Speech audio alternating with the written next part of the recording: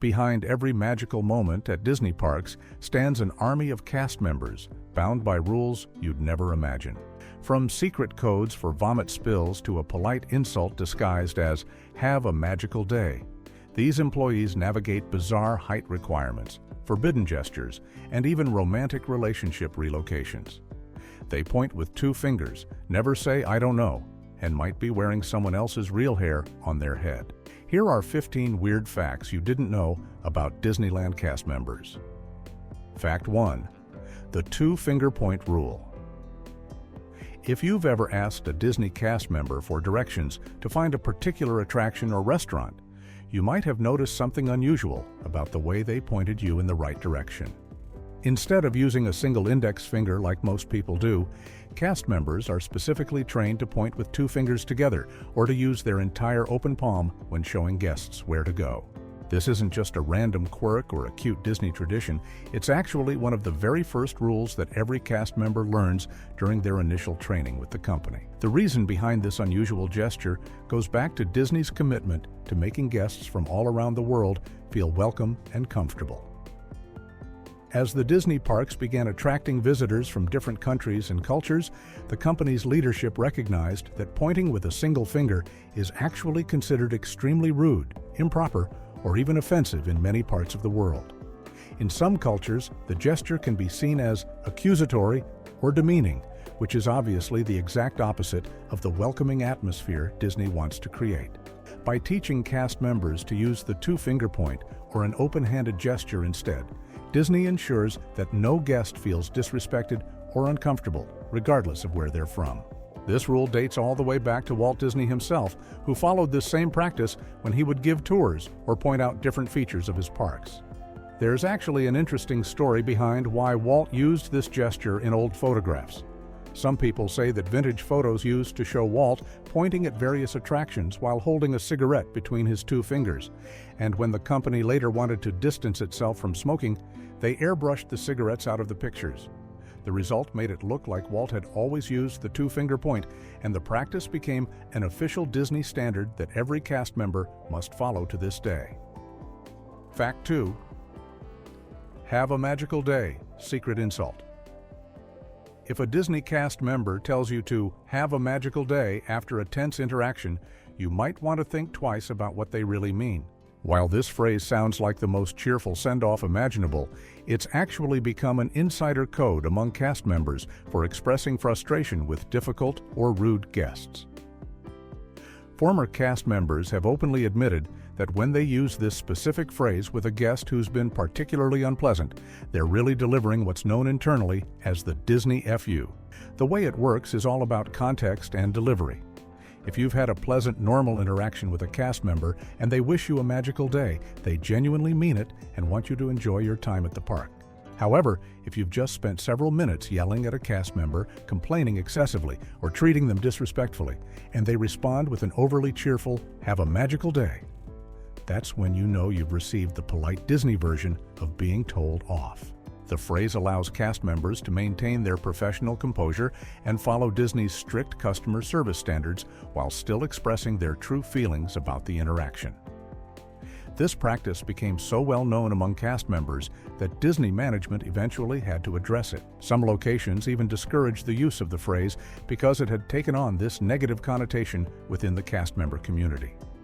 Many cast members now prefer to use more personal and genuine phrases like "enjoy your afternoon" or "have a wonderful evening" when they're being sincere, saving the magical day line for those special moments when a guest has pushed them to their limit. The beauty of this secret code is that children and most guests remain completely unaware of the hidden meaning, allowing cast members to vent their frustration without breaking the magical Disney atmosphere that the parks work so hard to maintain.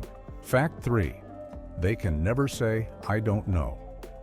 If you've ever asked a Disney cast member a question, you might have noticed something unusual about their responses. No matter what you ask, whether it's about ride wait times, restaurant locations, or park policies, they will never simply tell you that they don't know the answer. This isn't because every cast member happens to be an expert on everything related to the parks. Instead, it's because Disney has a strict customer service rule that explicitly forbids cast members from ever using the phrase, "I don't know," when responding to guests. This policy is rooted in Walt Disney's original vision for exceptional guest service at his theme parks. Disney understood that when visitors spend significant money and effort to visit the parks, they deserve helpful and complete answers to their questions, not dead ends or dismissive responses. The rule requires cast members to go out of their way to find the answer to any question a guest might have, even if the question has nothing to do with their specific department or area of work. If a cast member working at a popcorn stand gets asked about parade times or hotel check-in procedures, they can't simply shrug and say they don't know. Instead, they're trained to either call another cast member who does have the answer, walk the guest to someone who can help, or personally find the information using park resources. This commitment to never leaving a guest without an answer means that cast members are expected to stay with the guest until their problem is completely resolved. They might radio a coordinator, check a park map, call guest relations, or escort the visitor to the right location.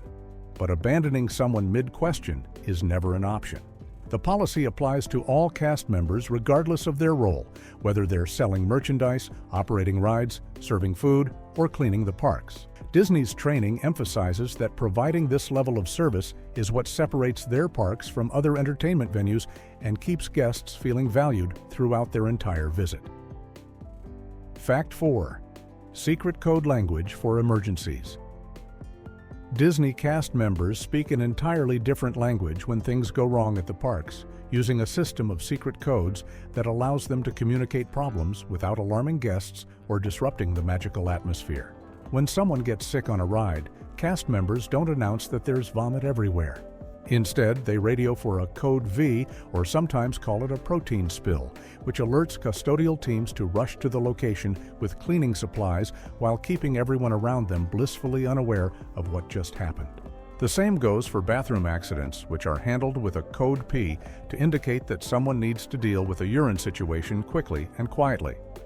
The codes extend far beyond just dealing with bodily fluids. When there's smoke or a potential fire situation anywhere in the park, cast members use Signal 25 to alert the appropriate emergency teams without causing panic among thousands of guests. This could be something as minor as burnt food in a kitchen or something more serious. But either way, the response happens smoothly and professionally, while most visitors never even notice. If a child gets separated from their family, cast members use Signal 70 to coordinate the search and reunion process. And when a ride breaks down temporarily, they simply say it's gone Code 101 rather than telling guests the attraction is broken. There's even a code that sounds completely innocent but carries a much more serious meaning. When cast members at Disney stores use the word customer instead of guest, they're actually alerting security and other employees to watch for a potential shoplifter.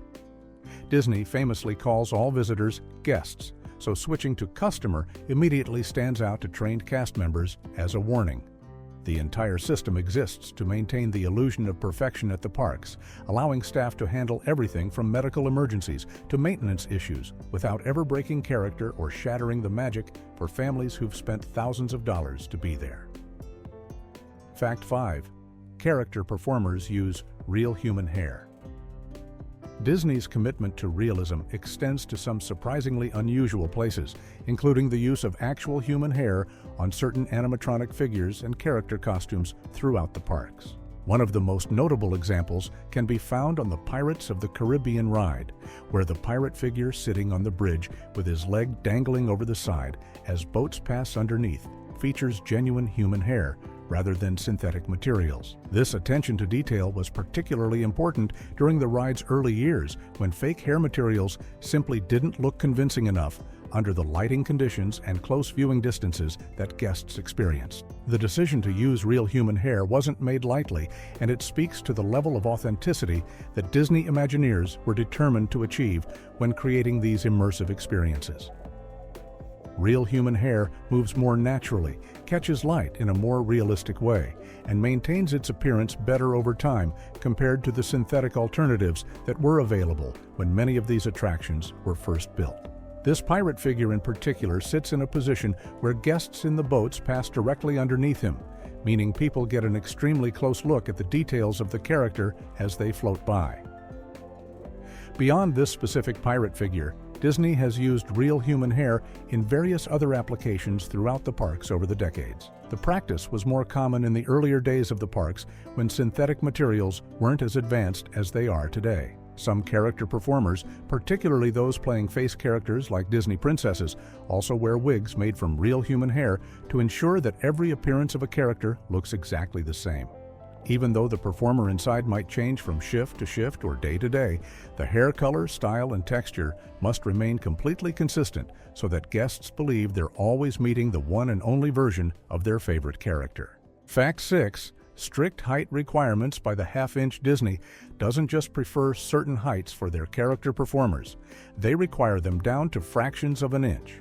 When you audition to play a Disney character, your height is measured without shoes, and if you don't fall within the exact range for that character, you simply won't be considered for the role, no matter how talented you are or how much you resemble the character. Mickey Mouse performers must be between 4 feet 11 inches and 5 feet 2 inches tall. Disney princesses like Cinderella, Belle, Snow White, and Elsa all require performers who measure between 5 feet 3 inches and 5 feet 7 inches. On the taller end of the spectrum, characters like Chewbacca need performers between 6 feet 2 inches and 6 feet 6 inches tall. The reason for these strict requirements comes down to consistency. Disney wants every guest to have the exact same experience, whether they're visiting Walt Disney World, Disneyland in California, or any Disney park around the world. If one Snow White is 5 feet 2 inches and another is 5 feet 9 inches, it becomes obvious to guests that there isn't really just one princess traveling between different parts of the park. The illusion that these characters are real and singular depends on every performer who plays them, looking virtually identical in height and build. Special consideration is given to certain height ranges that are harder to fill. Auditions often prioritize performers between 4 feet 8 inches and 5 feet, those between 5 feet 4 inches and 5 feet 7 inches, and individuals between 6 feet 2 inches and 6 feet 6 inches, because these ranges cover many of the most popular characters. Shorter performers might play characters like Tinker Bell, who requires someone between 4 feet 11 inches and 5 feet 2 inches, while taller performers could be cast as Gaston, Beast, or Jafar. The costumes are all pre-made to specific measurements, so performers must fit into existing costumes rather than having costumes tailored to fit them. This means that even half an inch outside the required range can disqualify an otherwise perfect candidate. Fact 7. The 3 Ds. Dating rule. Among Disney cast members, there's an unofficial but widely known warning that gets passed down from experienced workers to newcomers, and it's called the 3 Ds. The phrase stands for "Don't do Disney," or sometimes "Don't date Disney," and it's a cautionary piece of advice about getting romantically involved with your coworkers at the park. While Disney loves to share heartwarming stories about cast members who met at work and fell in love, the reality behind the scenes tells a very different story about what actually happens when coworkers start dating. The reason for this warning is straightforward and comes from Disney's strict management policies about workplace relationships. If managers discover that 2 cast members working in the same area or department are dating, the company will transfer one of them to a completely different location. This policy exists to prevent any potential conflicts of interest, favoritism, or drama from affecting the guest experience, but it can be incredibly disruptive for the cast members involved. Former cast members have shared stories about colleagues who had to move from their preferred roles to entirely different departments just because management found out about their relationship. The backstage drama that comes from workplace romances is apparently both hilarious and exhausting, according to those who've witnessed it firsthand. One former Disneyland cast member explained that the policy is so well known that it became almost a running joke, even though the consequences were very real. People would see coworkers getting close and quietly remind them about the 3 Ds rule, knowing that if things progressed, someone would likely end up transferred.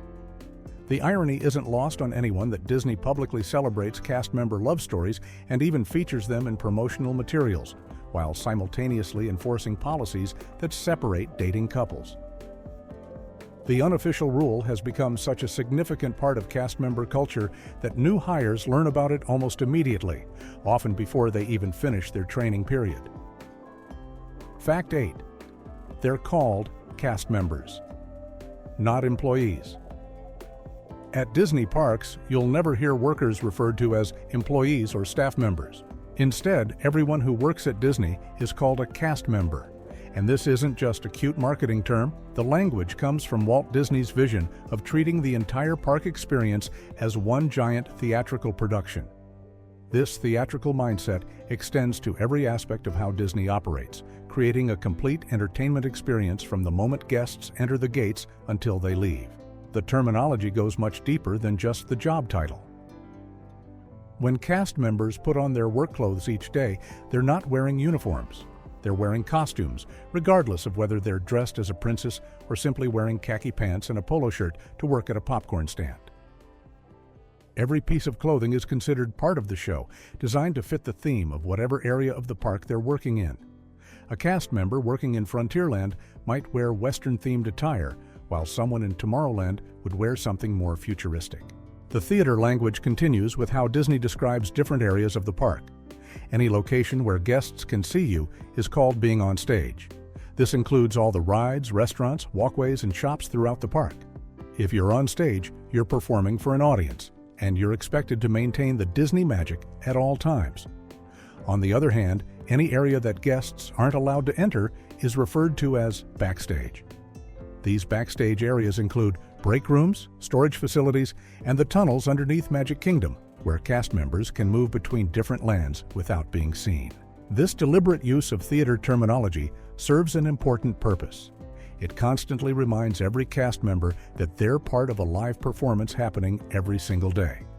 Whether you're greeting guests at the front gate, serving food at a restaurant, or cleaning up trash, you're not just doing a job. You're playing a role in creating magical memories for families from around the world.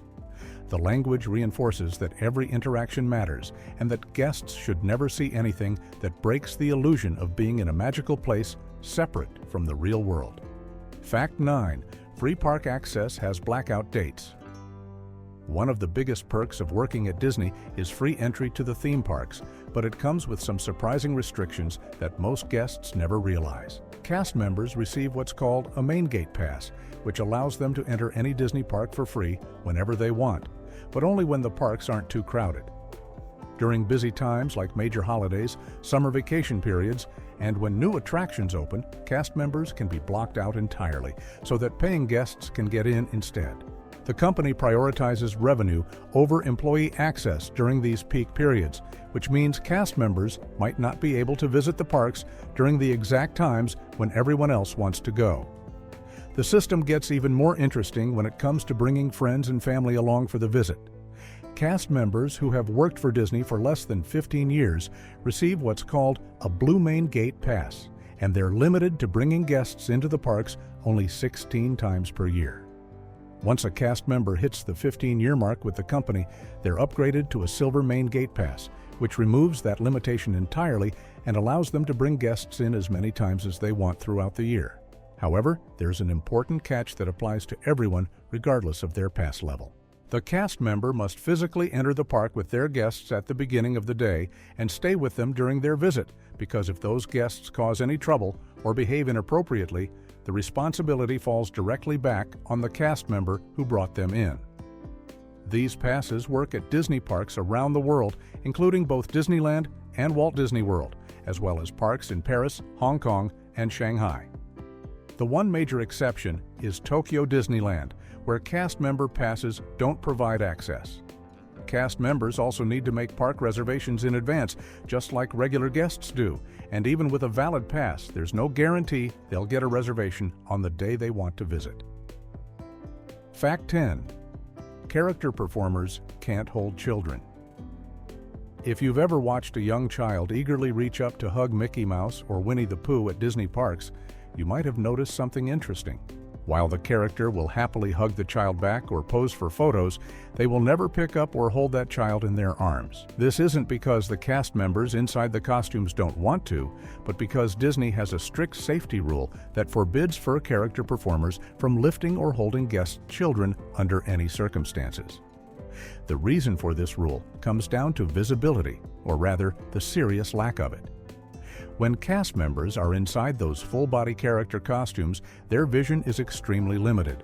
Most fur characters have small mesh screens built into the mouth, neck, or chest area of the costume where the performer can barely see out, and even then, they're only getting a narrow field of view. Some costumes are even worse, with performers essentially looking through tiny openings that show them just a small slice of what's directly in front of them. This means they can't see their own feet, they can't see what's beside them, and they definitely can't see a small child clearly enough to safely lift and hold them. Disney's safety team recognized early on that asking a cast member to pick up a child while wearing a costume that weighs anywhere from 20 to 40 pounds and blocks most of their vision was a recipe for disaster. The performer could easily trip, lose their balance, or accidentally bump the child into something they can't see. Parents might not realize this limitation when they see their child's favorite character, but the rule exists to protect both the children and the cast members from potential accidents. Face characters like the Disney princesses don't have this restriction because they can see clearly and move normally. But anyone inside a full mascot-style costume has to keep their interactions at ground level for everyone's safety. Fact 11. They can't eat in costume on stage. If you're a Disney cast member working in one of the parks, you'll never see someone in costume eating a turkey leg or sipping on a drink while walking around guest areas. This isn't just a courtesy or a personal choice, it's actually one of Disney's strict rules that every cast member must follow. The company has a firm policy that prohibits employees from eating, drinking, or even chewing gum while they're in costume and in any area where guests can see them.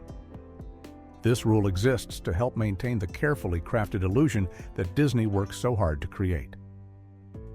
The reasoning behind this rule makes a lot of sense when you think about the Disney experience from a guest's perspective.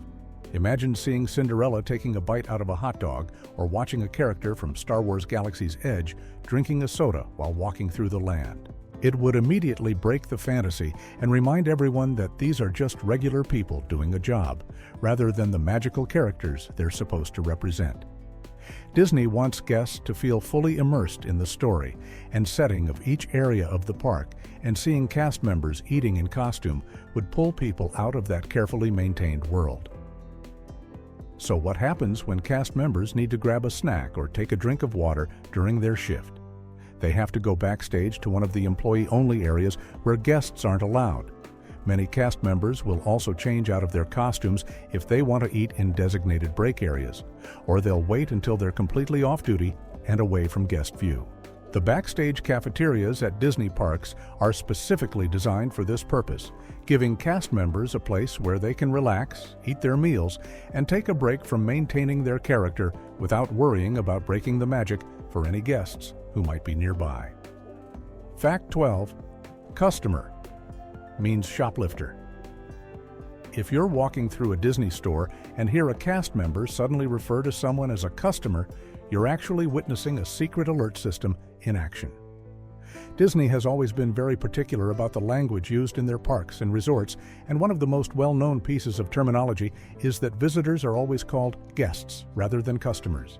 This isn't just a friendly touch to make people feel welcome, it's actually a core part of Disney's culture that goes back to Walt Disney himself, who wanted everyone who visited his parks to feel like they were being welcomed into his home rather than just being treated as paying customers at a business. Because this language is so deeply ingrained in cast member training, the word customer stands out immediately when it's used, and that's exactly the point.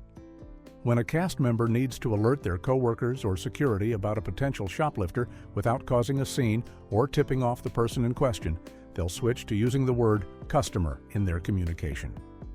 This allows them to discreetly let other staff know that someone in the area needs to be watched more closely without broadcasting the situation to everyone nearby or making the suspected person aware that they're being observed.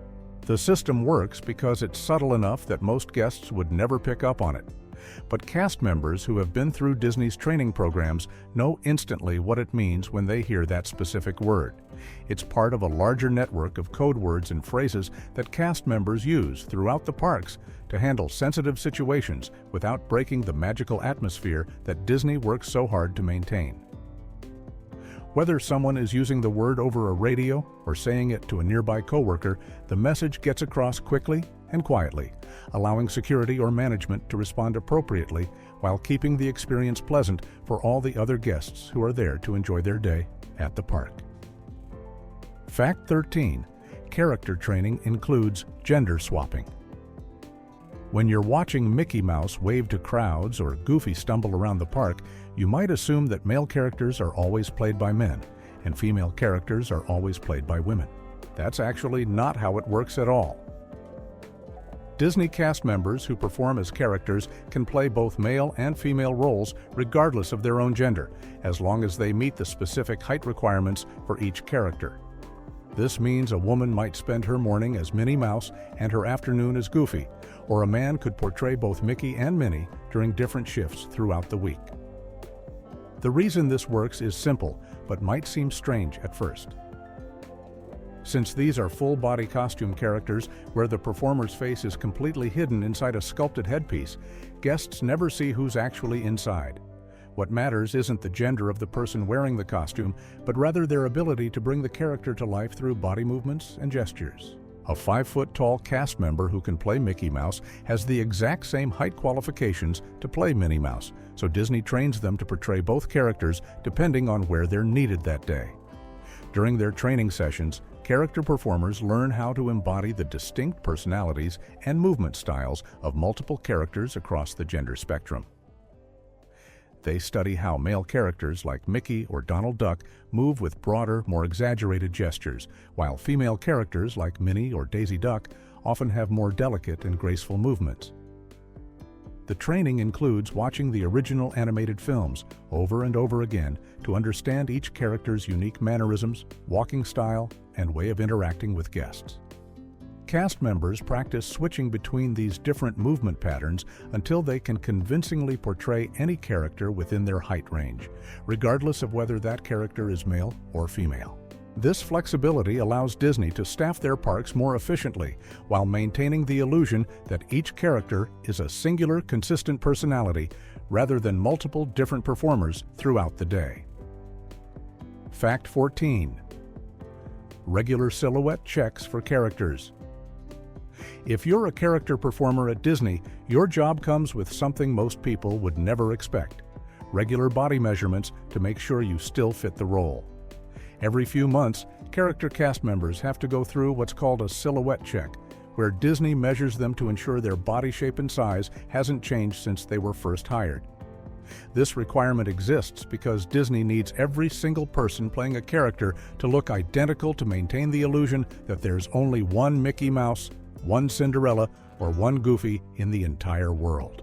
The checks are especially strict for face characters like the Disney princesses, where any noticeable difference in appearance would be immediately obvious to guests. If a cast member's measurements fall outside the acceptable range for their character, they might be moved to a different role that better fits their current body type. This isn't meant to be harsh or judgmental, but rather a practical necessity because all the costumes are pre-made to fit very specific measurements, and Disney doesn't custom tailor costumes for individual performers. When a guest meets Belle at breakfast and then sees her again at the parade later that day, those could be two completely different people, but they need to look close enough that a child would never notice the difference. The measurement process includes checking height, waist size, and other body dimensions to ensure cast members can still fit into their assigned costumes comfortably and safely. Since the performers often work in hot weather wearing heavy costumes, maintaining the proper fit is also important for their health and ability to move around without restriction. Cast members who play fur characters, the ones in full-body costumes with masks, face the same regular checks because even though guests can't see their faces, the overall silhouette and how the costume fits and moves on their body still needs to look consistent every single time that character appears in the park. Fact 15. They must sign autographs in character. When a child asks Cinderella for her autograph at Disneyland, they expect to see the same elegant signature whether they meet her in the morning or evening, and Disney makes absolutely certain that happens. Character cast members go through extensive training to learn how to replicate the exact autograph of whichever character they're playing, and this training is taken extremely seriously because maintaining consistency is crucial to preserving the magic for guests. The official Disney stance is that there's only one Mickey Mouse, only one Belle, and only one Snow White in the entire world, so every signature from that character needs to look identical, no matter which cast member is wearing the costume at any given time. During their training period, character performers spend hours practicing the specific signature assigned to their character until they can reproduce it perfectly every single time. They study the loops, curves, and flourishes that make each autograph unique, and they continue practicing until the signature becomes second nature. This is particularly challenging because many cast members have to learn multiple character signatures if they're approved to play more than one role, and they need to be able to switch between these different styles without hesitation depending on which character they're portraying that day. The difficulty increases when you consider that these signatures often need to be written while wearing thick character gloves that can have oversized fingers or unusual shapes. A cast member playing Mickey Mouse has to sign autograph books while wearing large white cartoon gloves that make holding a pen considerably harder than normal. Despite these physical challenges, the signatures still need to look exactly like every other Mickey signature that's ever been written in the parks. Disney provides the cast members with signature guides and reference materials, and they're expected to maintain this level of consistency throughout their entire employment. If a cast member's signature starts to drift away from the official style, they'll receive additional coaching to bring it back in line with the standard.